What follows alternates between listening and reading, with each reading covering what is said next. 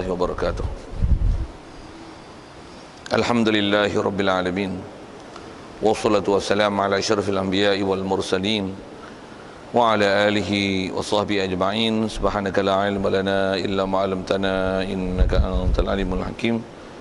La haula wa la quwwata illa billahil aliyyil azim. Rabbi shrah li sadri wa yassir li amri wahlul 'uqdatam min lisani yafqahu qawli.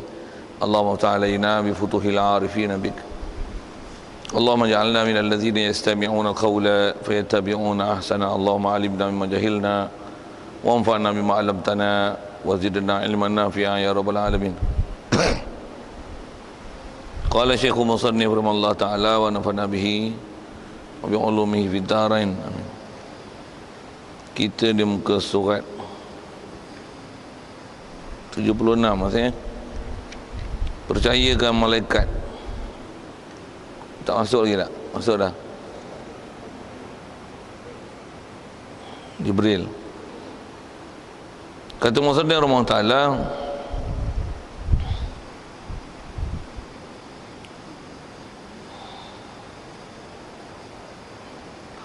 wajib atas tiap-tiap mukallaf mengetahui dengan jalan tafsil sebanyak 10 malaikat. Itu.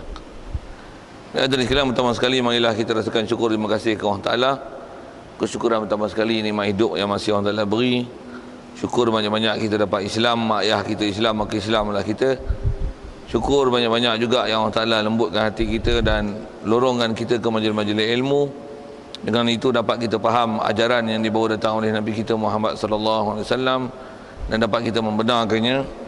Tidak ada apa-apa yang kita tolak, kita bangkang, bahkan hati kita terima ke semua apa yang diajarnya dan kita imani, kita percaya dengan membenarkan dan kita pula dapat taat patuh pada perintahnya, meninggalkan larangannya.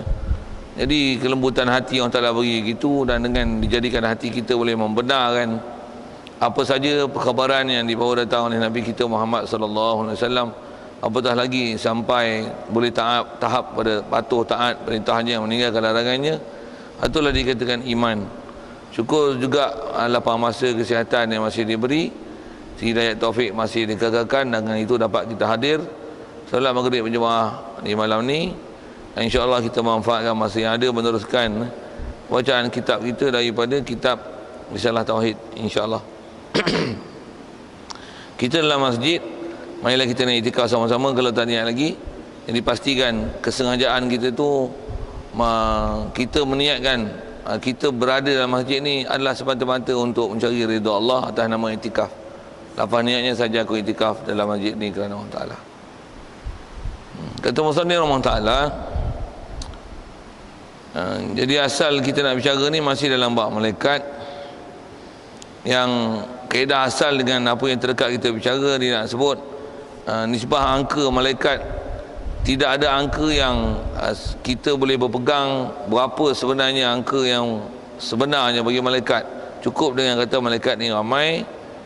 Yang dia kata walaupun begitu, wajib bagi kita berintikad dan mempelajari, dan kita sebagai orang mukallaf mestilah mengetahui dengan jalan tafsil ada sebanyak 10 malaikat. Okay, kita nak masuk bicara situ, InsyaAllah. Baik, 10 malaikat ni pun rasanya budak-budak tadika pun dah hafal lah. Jadi ada benda saya tak panjang lah. Kod ada benda-benda yang kod budak tadika tak tahu, kod saya nak tambah tu. Kadang yang kata budak tadika, orang tua pun tak kerti tu. Baik, pertama Jibril. Atau ejaan asalnya Jibrail. Pertama tengok lafaz dulu. Kadang ada tempat sebut Jibril, Jibrail. Mana betul? Jibril ke Jibrail?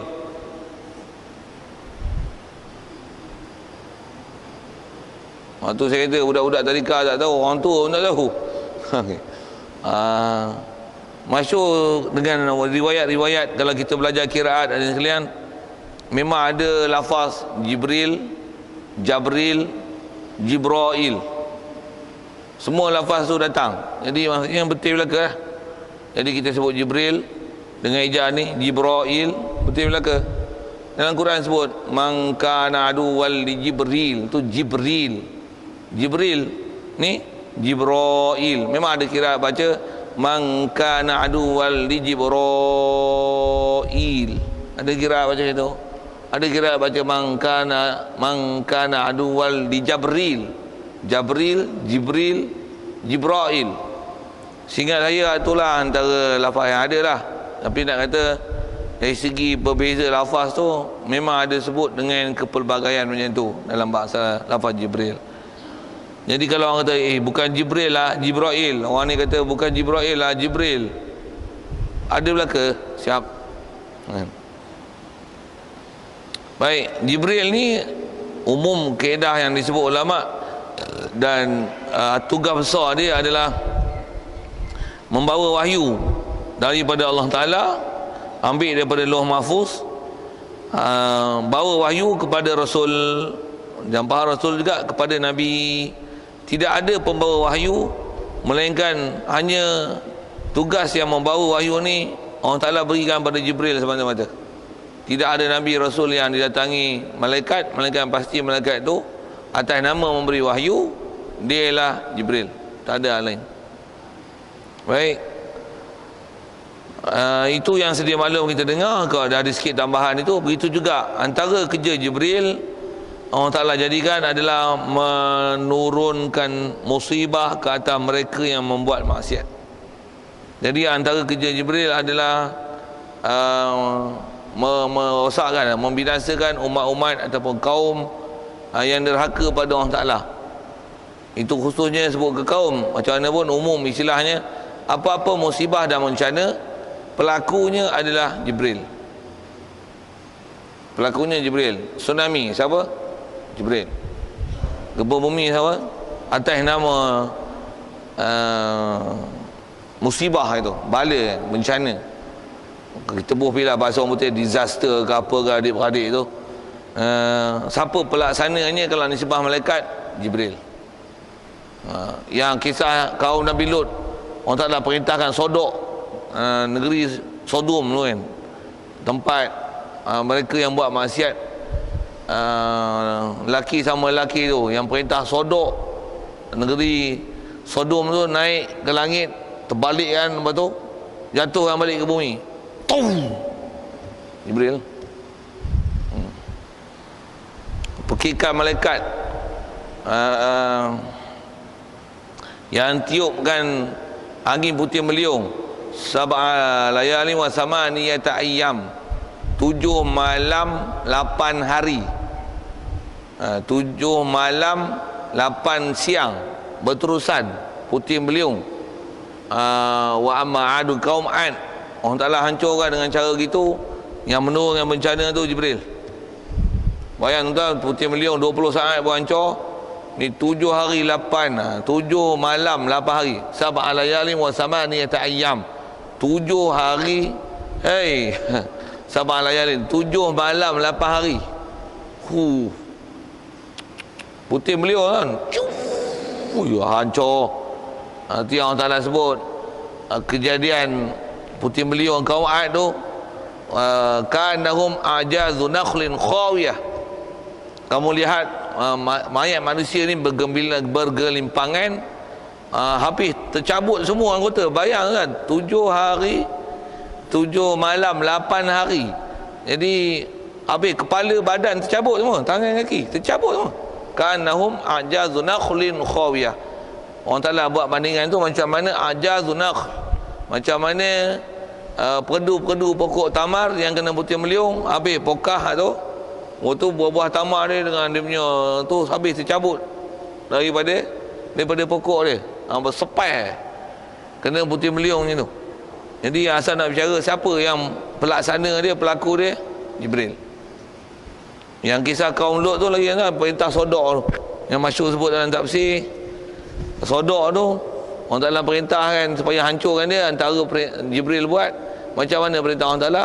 Disodoknya macam kita skop tanah tu. Betul? Kalau ikut masyhur sebut dalam tafsir, Allah Ta'ala Jibril lambung dulu naik ke langit sampai langit ke-7, sampai ahli langit ke-7 boleh mendengar kokokan ayam di bumi, di kaum Sadum, tempat kaum Lut tu. Boleh dengar kokok. Tu langit 7. Betul? Tu yang dia jadi bumi yang paling rendah daripada aras laut. dalam dunia. Tu. Fi adnal ardi wa hum min ba'di ghalabihim sayaghlibun. Dan waktu dihujani dengan wa anzalna alaihim hijaratam min sijilin mandud. Datang batu-batu api, batu api naga lontar ni dah lah terbalik, pum, kena pula tu yang tiang. Kalau disebab air yang bertakung di situ, dia jadi garam paling masin, laut paling masin dalam dunia. Basin tu sampai jadi istilahnya lautan garam tepu. Tepu ni maksudnya kalau buh garam pun kacau, blender pun tak larut lah garam. Bahkan kalau musim panas macam ni, akan terhasil hablu-hablu garam di keliling tasik mati tu, dipanggil Bahrul Mayyit, laut mati tu. Allahumma salli ala Muhammad. Di keliling pantai-pantai tasik tu, pasal terlalu tingginya kandungan garam. Kalau kita masuk terjun, pasal larutan tepu tuan, tak tenggelam, timbul. Boleh tiba banyak. Dan laut tu dipanggil Bahrul Mayyit, laut mati. Siapa mati? Tidak ada apa-apa hidupan hidup boleh hidup dalam tu, pasal dia laut masin tepu. Istilah tepu, istilah saya ni, kalau bubuh garam tak boleh larut Bahkan daripada situ boleh hasil garam. Bahkan bukan sejat, tak payah sejat, dengan suhu biasa pun akan terhasil garam. Dan kita masuk dalam tu, terjun pun tak tenggelam, pasal dia laut tepu. Yang buat musibah tu lah asal ceritanya. Siapa? Jibril. Cuma bab ni ada saya ngaji tuan guru yang bagi peringatan sikit. Apa dia? Janganlah bubuh ayat-ayat yang tak berapa cantik ke malaikat. Bahasa tu, pasal kadang-kadang ada orang guna bahasa ini kan, malaikat hantar wahyu. Dah wahyu sekarang mana ada Nabi Rasul dah kan. Betul kata dia, sekarang malaikat Jibril ni duk pencin katanya. Pencin tu tak cantik lah bahasa tu. Lagipun kita bukan tahu, memang kerja besar dia hantar wahyu. Itu yang selain daripada tu, yang ni yang kau tak pernah dengar ni lah, yang menurunkan musibah, bala, bencana, Jibril juga. Jadi mana kita tahu pencin tak pencinnya? Jadi tak payah sebut lah bahasa-bahasa yang tak apa cantik tu, diam sudah. Saya pasal ada tok guru tak bagi. Kata malaikat Jibril lah pencin lah, pasal apa? Tak ada sampai wahyu dah. Ini makan pencin pula, tak sedap lah bahasa pencin tu. Kita pula nak bubuh bahasa pencin ni ngapa kan? Itu cukup.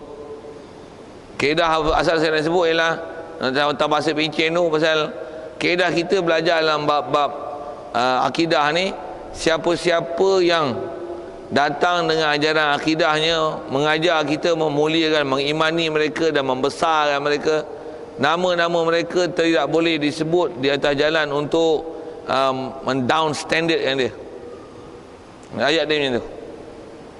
Nama Nabi Muhammad, Rasul, Nabi, apa lagi, nama-nama orang salih tu kita sebut ni. Nama-nama malaikat dia tidak boleh disebut. Kalau pekerjaan pun tak boleh disebut dengan pekerjaan atas jalan menghina, memperolok, membersenda. Kalau buat misalnya, saya nak sebut tanpa perolok bersenda tu, katalah buat misal kenama aja, cuma bukan nama malaikat, buat misal macam ni. Nama siapa? Ismail. Alah, nama Me'e, tak ada nama lain ke? Jangan sebut itu. Ismail nama Nabi tu. Kau nak Me'e sepak lagi. Apa Me'e? Nama kau tu bagus sangat ke? Nak kata membahasakan Me'e tu tak cantik kan? Tak cantik tu, pasal dia nama Nabi Rasul. Nama-nama yang baik mulia lah. Baik, selesai. Jadi begitu juga kalau nama dia apa? Nama dia Mikail, nama dia Israfil. Ada. Tu Michael tu, Mikail lah tu. Tu Michael Jackson mati tu kan ada istilah tragedi macam tu kan. Kalau ikut kata dia masuk Islam tu, sebelum dia mati tu. Dia masuk nama Islam ni apa? Mikail lah. Michael tu Mikail lah tu. Boleh ke pun nama Mikail? Tak ada masalah. Nama kita pun kalau tengok apa masalah, kadang tak apa-apa nama tapi nak kata bubuh nama malaikat apa, tak ada masalah kita. Okey, siap. Nama yang tak boleh kita bubuh sama sekali ialah nama Allah dengan makrifah tanpa ada abdu depan. Itu salah. Abdul Rahman, nama dia apa? Nama dia Ar-Rahman. Itu tak boleh. Pasal setiap nama Allah dia tak boleh dibiarkan dengan nama Allah itu, bahkan mestilah diistilahkan, jadikan ada mudhaf, sandarkan nama Allah tu jadi mudhaf ilaih. Ya Abdul Rahman, Abdul Rahim, Abdul Malik, Abdul Qudus, Abdul Jabbar, Abdul Rahim, Abdul Ghani. Macam itulah. Satu ada orang tanya sikit itu kan, sikit masalah nama. Ada alat apa terapi jisim dulu. Apa elektrostatik apa dulu nama? Al-Jabbar. Boleh tak? Kalau atas nama dia Al-Jabbar, salah, bubuh nama tu haram. Tapi mesin terapi Al-Jabbar, mudah-mudah ilaih lah. Faham tak? Mesin terapi Al-Jabbar tu macam Abdullah lah. Mesin terapi Al-Jabbar. Tu apa? Nama alat ni apa? Nama alat ni Al-Jabbar. Tak boleh. Memang haram tu. Tapi kalau mesin Al-Jabbar, apa lagi? Apa semua istilahnya kalau bahasa Arab dia panggil ada mudhaf boleh. Tuan-tuan tak faham tu tanya saya lanjut. Agak-agak tak apa nak faham dan tak apa nak boleh faham, diam. Tanya pada ahli yang salah tak salah tu. Pasal tuan-tuan kena faham istilah mudhaf boleh tu. Macam sebut kipas angin, tiang masjid, lampu Kalimantan. Tu mudhaf boleh lah tu. Kapet biru. Kipas apa lagi? Kolej hijau.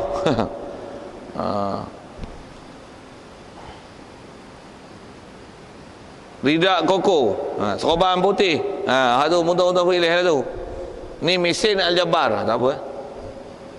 Yang tak boleh tu Jabbar semata-mata. Nama dia apa? Jabbar. Itu salah. Yang tu yang memang tak boleh. Ada pun nama Nabi Rasul boleh, pun nama Nabi mentah-mentah. Nama apa? Nama dia Uzair, nama dia Isa, nama dia Musa. Tak ada masalah tu. Okey. Begitu juga nama malaikat. Nama malaikat ada Jibril. Nama dia apa? Nama dia Munkar wa Nakir. Buh je, tak ada masalah tu. Yang tu tak ada haram nama. Baik, selesai. Itu Jibril. Yang kedua Mikal. Mikal. Man kana aduwwan li Jibril wa Mikal fa innallaha aduwwun lil kafirin. Quran tu. Mikail. Masyhur ingat tu dua. Mikail. Kerjanya menurunkan rezeki ke dunia dengan perintah Tuhan. Istilah menurun ni maksudnya mengatur dan mentadbir hujan, mengikut apa yang Allah Ta'ala perintah lah. Sebab dia orang ni menerima tugas atas tugas nama mereka, tapi realiti yang buat Allah Ta'ala je. Dan asal beritikad sikit ke umum itikad ke malaikat ni, Allah Ta'ala buat malaikat bukanlah buat atas dasar memudahkan urusan Allah Ta'ala. Jaga sikit ayat tu.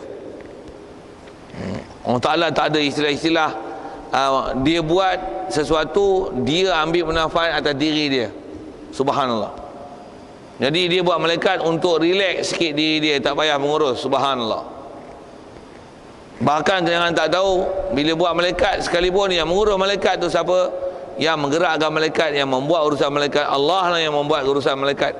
Jadi semua tu perbuatan Allah. Taklah dengan kata bila buat malaikat maka Allah Ta'ala dia pun relax sikit pasal dah ada yang malaikat yang bekerja untuk dia. Subhanallah. Salah akidah banyak perkara tu. Salah dari sudut ada istilah qadariyahnya. Salah dari sudut mengiktikadkan Allah Ta'ala berhajat kepada makhluk, ambil manfaat pada makhluk. Salah buat akidah tu. Boleh jadi kufur tu. Salah tu kan. Na'udzubillah. Satu, kita wajib iktikad tu malaikat Allah Ta'ala buat pasal apa? Pasal memang dia nak buat. Pasal bukan kerana hajat. Cuma dia tak buat dengan sia-sia. Dia ada hikmah mensyariatan. Nisbah kejadian, nisbah hikmah kejadian. Apa rahsia di sebalik kejadian tersebut? Rahsia pun bukan rahsia atas nama ambil manfaat, mengambil faedah. Subhanallah, itu murnian, bersihan daripada Allah Ta'ala. Atas kata hikmah tu, hikmah dia, hikmah tamannya. Apa rahsia tu? Rahsia dari sudut pengurusan. Saya ngaji ada guru ramai sebut, dia kata dia orang Ta'ala buat begini nak mengajar pada kita mengurus. Kadang kita seorang, kita lah nak cari duit, kita lah nak ngajar. Buat masjid misalnya, kita lah imam, kita lah Bilal, kita lah Syiak, kita yang pengurusi jawatan kuasa pembangunan, bahagian biro dakwah pun kita, cari ustaz pun kita, mengajar pun kita je. Cuci tandas pun kita je. Oh, letih lah tu. Macam mana nak urus bijak? Macam mana?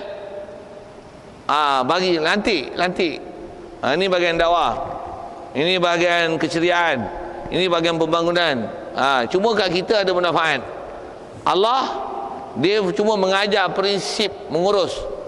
Ke dia wajib bersihkan apa-apa nama pencipta Jibril, mencipta malaikat dan Jibril, mencipta malaikat, menjadikan malaikat atas dasar memudahkan dia. Subhanallah, subhanallah, subhanallah.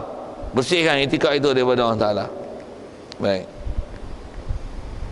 Itu Mikail. Seterusnya adalah Israfil. Israfil ni memang tak ada nama lain, memang Israfil lah. Israfil berbanding dengan Jibril, Jabril, Jibrail, Mikail. Israfil satu namanya. Kerjanya Israfil ni meniup sangkakala dengan 2 kali tiup. Sekali kerana mematikan tiap-tiap yang bernyawa, dan sekali lagi kerana menghidupkan semula. Kerja besar dia ni. Lain wallahu alam, diam, tak tahu, tak dapat maklumat. Cuma sikit istilah sangkakala ni. Sangkakala ni apa kan? Dia satu alat. Alat ni kalau bahasa dulu dia orang sebut trompet lah apalah. Tapi bukan trompet macam trompet pepet tu. Kalau bahasa lama dulu, dia sebut bahasanya kadang-kadang eja Jawi, eja tau. Tapi orang sebut tak betul. Dia rupa macam orang dulu buat nafiri tiup tanduk. Kalau duduk tepi pantai ada musuh datang tu, dia tiup pakai tanduk tu, bagi warning orang kampung ke negeri ke ada musuh datang. Yang bunyi pun, tu orang panggil apa tu? Tak tahu. Itu pasal biasanya alat tu buat pada tanduk, dan bila dah pakai tiup, tanduk tu digantung. Bahasa yang dipakai dulu lagi lah kan, dia panggil tanduk tergantung. Tapi bahasa tu asalnya bahasa Minang. Tanduk dia ambil tan tu, tong tu tergantung tu dia ambil belakang, tuang. Tan tuang, tan tuang. Tanduk tergantung. Saya pasal pernah duduk dengan Minang, saya tahu lah. Saya pernah duduk Negeri Sembilan. Memang bahasa dia memang gitu. Tan tuang, tanduk tergantung. Dia pendek kan, jadi tan tuang. Eja pun tanun tawaw tan tuang. Tapi dia punya pronunciation dia macam tu. Kita baca kitab Jawi, kalau ulama-ulama dulu ada yang Banjari macam tu. Banjari Minang kan. Allahumma salli ala. Minang Banjar sama rasanya tak? Minang Banjar nak layak. Tapi Minang Negeri Sembilan tu Minang lah. Apa saya nak sebut ni? Kalau kitab Jawi dulu memang eja tu, tapi tertuang, orang sebut itulah. Bukan tertuang, dia punya slang tu tak betul. Tan tuang. Ingat, tanduk tergantung. Tanduk tergantung. Tung tu tergantung. Tan tuang. Boh pergi lah apa pun. Pasal itu bahasa Melayu punya asal-asal usul. Dia sebut lagi betul tu ialah macam mana pun. Jadi alat yang dicerita, kalau kita tengok berdasarkan daripada hadis-hadis menceritakan apa istilah sangkakala itu, dia rupanya tu lah. Jadi mulut dia besar, lepas tu dia punya ujung tu besar, tanduk dia bengkok, ujung dia kecil, tempat tiup. Itulah alat tu dipanggil sangkakala. Cuma sangkakala ni apa benda? Alat tu lah. Kenapa panggil sangkakala? Jangan tanya saya, itu saya tak tahu. Itu saya tak tahu. Saya tak tahu cerita asal usul tu. Tapi tantuang tu saya tahu. Okey. Jadi kerja dia tiup. Dan tiup sangkakala ni, berpilah bahagian bahasa tu, pasal kita dah guna bahasa tu.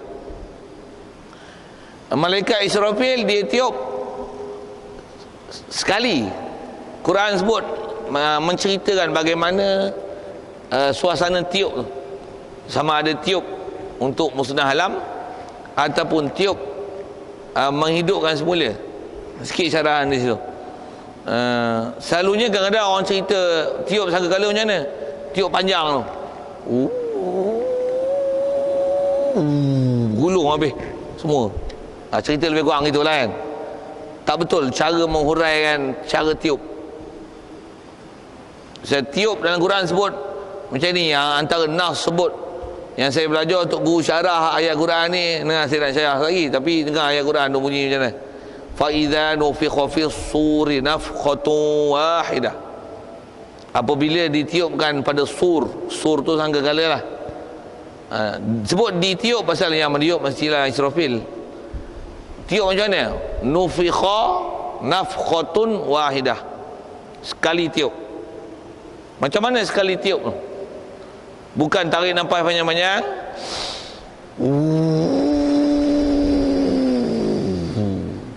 Kan?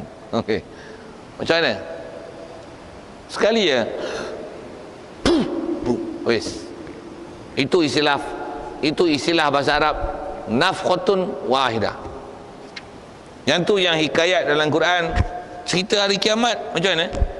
Kalau ibu yang sedang mendukung anak, cerita macam mana? Tuan-tuan dengar hari kiamat macam mana? Yauma tara kullu murdiatin amma yauma tadau kullu murdiatin amma arda'at. Apa dia? Kamu melihat ibu-ibu yang sedang menyusukan anak, tak nak ikat lah, saja nak tunjukkan anak tu kan, duk nyusu badan ni. Kalau tiup sangkakala macam yang selalu orang nak cerita tu, dan buat lari anak, dah bukan tu. Macam mana sangkakala? Tadau kullu murdiatin amma arda'at.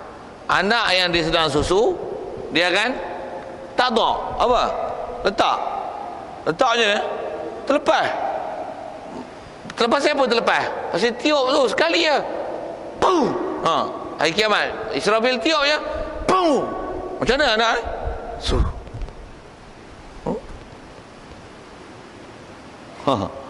Wa tadau kullu hamlin hamlaha. Ibu yang mengandung akan gugur. Kalau selalu gempa bumi, macam mana kalau bawa perut besar? Anakku contohlah bawa perut kan. Sangkakala macam mana? Pegang tiup, jatuh, gugur habis. Nak cerita suasana kiamat di situ, hancur lah tu. Satu Quran sebut dengan, cuma tu lah selalunya kita bayangkan dia macam slow motion tu lah. Tak ada slow motion lah, sekali je lebu. Kalau bahasa budak-budak tu, saya akan ajar budak-budak, saya kata apa? Tiup sekali, gebabo. Bunyi gebabo, okay? Bunyi budak-budak punya bahasa. Ajar budak-budak yang tu, budak-budak cerita macam tu di seronok. Macam tu, gebabo. Kita cerita macam bom atom meletup tu, di splash tu. Macam mana yang kita tengok cerita orang putih,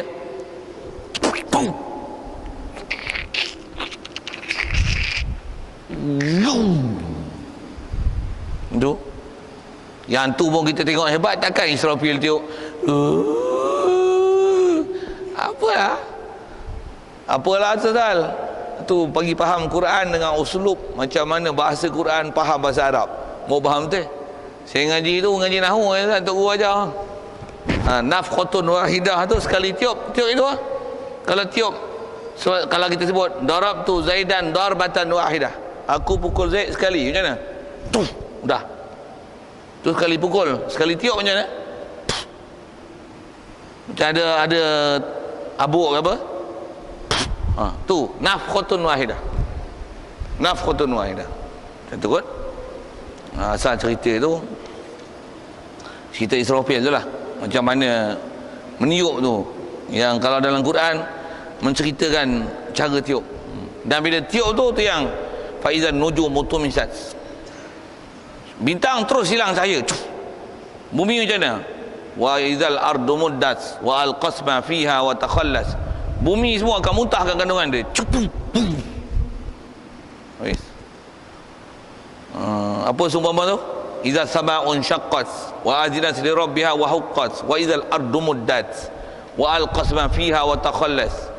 Semua cerita-cerita yang kalau kita baca dalam juzuk 30 tentang hari kiamat tu, walaupun tengok proses tu macam satu-satu sebut semua dengan wow. Wa idza.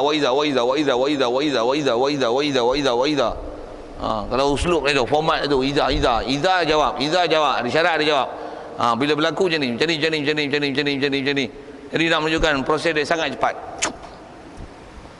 Sangat cepat. Baik, jadi nisbah tiup tu 2 kali. Tiup kali pertama istilahnya musnah alam. Tiup kali kedua menghidup semula. Bila tiup kali pertama tu umumnya semua musnah. Angka yang selalu disebut melainkan 10 saja yang tinggal. Allah memanglah, takkan Allah binasa. Jangan nak mepek tu. Selain pada Allah memang tak binasa, dia yang buat. Mana mungkin dia binasa? Siapa nak binasakan dia? Takkan dia buat malaikat Israfil Allah Ta'ala binasa sekali. Orang bodoh tu. Memang tak ada manusia yang bodoh tu lah. Okey. Macam mana pun dasar yang sebut ialah apa dia 10 perkara tu. Sekali lalu sebut tak? Boleh ingat 10 10 tu adalah arash, kursi, lauh mahfuz, qalam, ruh. Qalam tu bukan qalam ikan tau. Qalam tu pen yang menulis di lauh mahfuz. Arash, kursi, lauh mahfuz, qalam. Allahumma salli ala sayyidina. Ruh, syurga, neraka. Jasad orang mati syahid, nabi-nabi dan rasul sekali je. Sekali je. Kalau asing, jasad orang mati syahid, jasad nabi rasul. Ada 3 tu lagi. Roh, sebut lagi roh. Sebut dah. Ha? 10 lagi. Ajbul zanab. Ajbul zanab. Dan itu pun rasa kita pernah belajar apa tu ya. Ajbul zanab adalah macam tulang, mungkin tulang tunggin. Tunggin tahu? Tulang cenonggin. Itu bahasa kampung tak sama kan. Kan bila mayat mati, kadang-kadang ada waktu orang nak tanam balik tanah perkuburan tu, pasal mayat dah lama, dah 100 tahun lebih nak ditanam semula. Jadi korek, tulang semua reput. Ada tulang kecil, kecil lah. Ada yang kata besar biji sawi lah. Tulang tu takkan reput. Dan tulang tu dipanggil ajbuz zanab. Tulang tu lah yang Allah Ta'ala akan jadikan sebagai benih jadi yang kita semula. Hak tu tak hancur. 10 hal. Yang lain hancur. Jadi ayat Quran yang sebut kullu syai'in halikun illa wajhah, setiap satu binasa melainkan zat Allah. Ada tak selain daripada zat Allah yang tak binasa? Ada. Kullu tu lafaz am yang ditaksiskan. Tu istilah usul fiqh lah. Maksudnya lafaz am walaupun disebut kullu semua binasa, ada yang tak binasa. Satu berakidah kena faham, ada yang terkecuali. Satu bila pekah tuan-tuan, sikit kalau saya sambungkan ke bab kullu tu, Quran sebut kullu syai'in halikun illa wajhah, setiap semua akan binasa, setiap sesuatu akan binasa melainkan zat Allah. Sebut tu arash, kursi, syurga, neraka semua binasa lah. Tidak, tu orang Ta'ala tak binasakan. Asal nak sebut kata kullu tu faham tu semua lah. Ada pengecualian ke? Ada. Ambil dalam hadis lain lah. Satu hadis tak boleh pakai untuk borong semua. Sikit isu yang kalau orang sebut bid'ah tu, kullu bid'ah dalalah. Setiap bid'ah adalah sesat. Ada tak bid'ah tak sesat? Ada. Ada bid'ah wajib, ada bid'ah sunat, ada bid'ah harus, ada bid'ah haram, ada bid'ah makruh. 5 hukum tu bab bid'ah ada. Nak sebut macam mana boleh faham itu? Kalau sebut kullu syai' halik illa wajha, Semua binasa. Ada pengecualian. Yang masyhur sebut ulama dengan kaedah ini, ma min amin illa qad khussisa. Tidak ada mana-mana lafaz am melainkan pasti ada pengecualiannya, mustasnayatnya. Mesti ada kecuali. Melainkan apa? Melainkan apa? Melainkan apa? Melainkan apa? Ada kecualian tu. Baik, jadi asal bicara kita yang mana tak dibinasakan itulah. Kena minta bantuan sikit. Bismillah.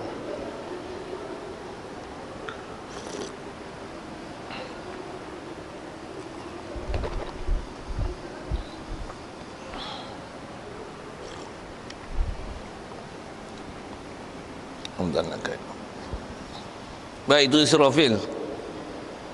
Kemudian Israel. Israel kerjanya mengambil nyawa. Masyhur sebut ulama, Jibril, Mikail, Israfil, Israel, semua seorang. Just one person. Yang lain rasanya tak ada masalah. Israel tu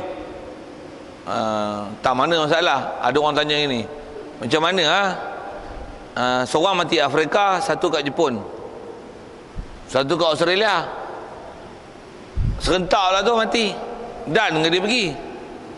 Yang tu antara muskil orang tanya bab malaikat ni. Boleh jawab? Tuan-tuan bayang malaikat tu macam kita, macam pening tu yang pening tu, muskil. Bayang malaikat Israel tu macam ni, macam saya. Yang ni 7 lapis langit dan bumi. Bumi tu Afrika, Amerika gitu, dia boleh jentik itu gebabo bunyi gitu Boleh. Apa muskil? Tak ada muskil. Bayangkan saiz macam ni duk kejar sana kemari letih tambah serentak lah. Satu Afrika atau Amerika, mana nak sekut tangan. Kau bayang kau gitu. Cuba bayang kau sejemput boh liat bumi macam ni, Israel macam ni. Alah dijemput itu je habis. Selesai. Okey, siap. Israel. Jadi kerjanya mengambil nyawa. Kemudian Malik, kerjanya menunggu pintu neraka. Malik pun seorang yang duduk pintu, yang jaga pintu. Kemudian Ridwan, kerana kitab disebut Malik Zabaniyah. Itu Malaikat Zabaniyah. Macam mana pun masyhur kita Melayu ni istilahnya Malik maksudnya Malik yang jadi ketua, Malikun yang jadi ketua dalam bab penjagaan, nak menentukan siapa boleh masuk tak boleh masuk dalam neraka. Malik. Ridwan menunggu pintu syurga. Siap, tam pintu tu. Ada pun malaikat yang dalam syurga ramai lah, banyak, juga bidadarinya hak jaga pintu tu. Siap. Raqib Atid, kerjanya menulis kebajikan, Atid menulis kejahatan. Kita kitab Melayu tuan-tuan masyhur dengan pendetilan macam ni. Raqib tulis baik, Atid tulis jahat. Masyhur bab-bab akidah. Kalau kita tengok kitab-kitab Arab ni, dia tak bagi pendetilan begitu. Bahkan Raqib Atid dua-dua tulis kebaikan dan kejahatan. Raqib Atid ni ialah malaikat yang menulis apa-apa saja yang terkeluar daripada mulut, semua dia tulis. Ma yalfidhu min qawlin illa ladaihi raqibun atidun. Ma yalfidhu min qawlin illa ladaihi raqibun atid. Tidak ada yang berlafaz. Jadi benda lafaz lah.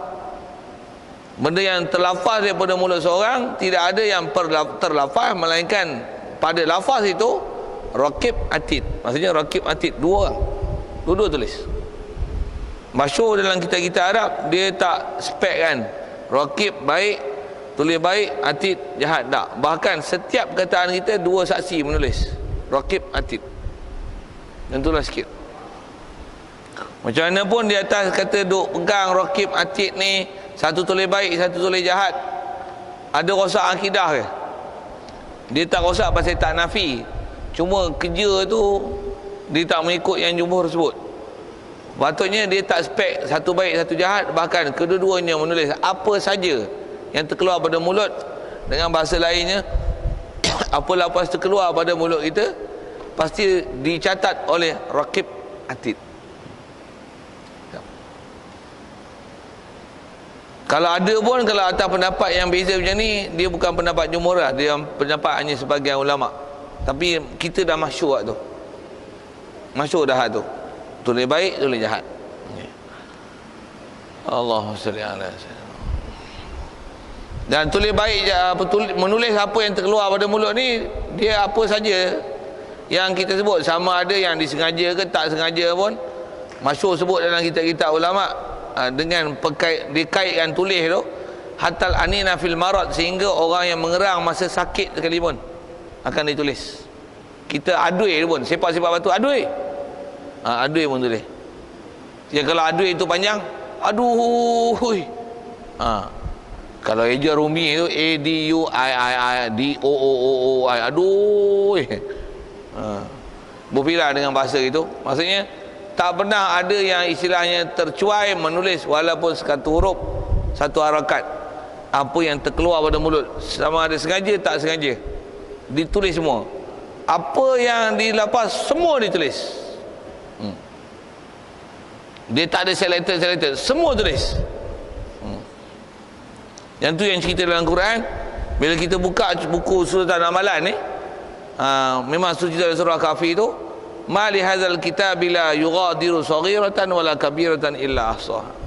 Setiap kita akan kata, ni buku apa ni? Tak ada benda besar, benda kecil, apa yang kita bercakap, melainkan ahsaha, meliputi, tak ada satu pun tertinggal dalam kitab ni. Ni buku apa ni? Cuma orang baik bila dapat surat amalan ni, dia akan buka, dia tengok, tulis cantik kan. Kalau saya ngaji dulu, tuan-tuan guru buat bandingan, macam kita dapat report card, semua biru je, tak ada merah. A plus, straight A. Macam mana tak pegang? Mana tak? Kalau orang nak tengok, bagi tak? Orang yang dapat suratan tangan kanan, tertulis semua baik. Wa amma man utiya kitabahu bi yaminihi fayaqulu ha'um iqra'u kitabiyah. Ambil, bacalah buku aku. Ambil, tengok, silakan. Dapat dengan tangan kiri, semua tulis merah. Sembayang tak ada, sembayang tak betul, tak ada, kencing tak basuh, yang ni tak belajar, yang ni tak pergi masjid, yang ni tak pergi sembahyang Jumaat, sini Jumaat tak sah, conceng, mampu yang. Tambah pula, yang ni anti hadis, yang ni Wahabi, ni Syiah, mampu yang. Bofi sikit-sikit, sepak sambil tu. Yang ni tak mau hudud, sama je tu. Sama je. Yang ni cuma istilahnya tolak hadis, tolak hudud. Lagi dia tolak Quran, sama je. Dari sini tolak tu, salah besar ni. Sama je. Apa nak sebut ni? Benda salah lah. Semua tulis, catat, mampu yang. Fa amma man utiya kitabahu bishimalihi fayaqulu ya laitani lam uta kitabiyah. Orang dapat report card, dapat keputusan, slip periksa, dapat semua apa? Aku tak dapat keputusan, tak apa. Dia itu sama dalam prinsip dunia akhirat. Nisbah dapat buku catatan, dan kalau sebuah pilah slip peperiksaan, sikap sama, cuma slip peperiksaan apa yang dalam periksa ya. Ni hang bersin pun acu CHEEW boleh, Ashim SHIM, itu saya Jerumi tu. Malaikat tulis apa yang tanya saya. Okay. Ada setengah, kalau kita tengok di penelitian ulama, malaikat Raqib Atid ni, kalau orang yang bercakap benda baik, dia akan berbau wangi. Ada yang kata tulis tu, kalau benda tu baik, pasal dua-dua akan tulis, benda baik, dia dakwat dia tu akan bercahaya. Kalau benda yang tak elok, dakwat dia hitam, tak ada sinaran. Dan tu ada setengah-setengah ulama yang dia memberikan huraian macam tu. Macam mana pun, yang tu tak wajib diiktikad, pasal tak ada nas yang jelas kewajibnya berpegang di atas pendetilan yang macam tu. Cukup dengan kata Raqib Atid menulis apa yang terlafaz daripada mulut manusia. Siap. Kemudian Munkar Nakir, kerjanya menyoal mereka yang mati.